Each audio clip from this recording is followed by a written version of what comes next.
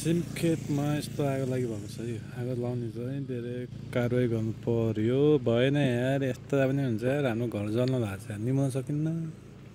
गाह्रो छ अस्ति नै वहाँबाट आगो लाग्यो अझै हाम्रो घर वहाँ छ त्यहाँ छ घर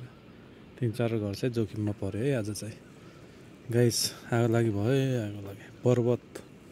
कास्की गेट पारिपट्टि सिमखेत भन्ने ठाउँमा हो यस्तो आगो लागि भएको छ भयङ्कर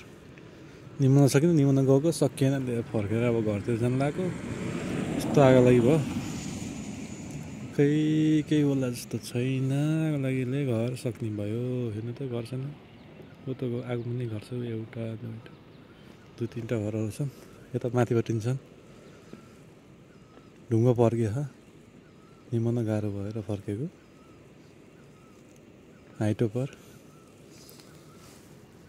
गाह्रो छ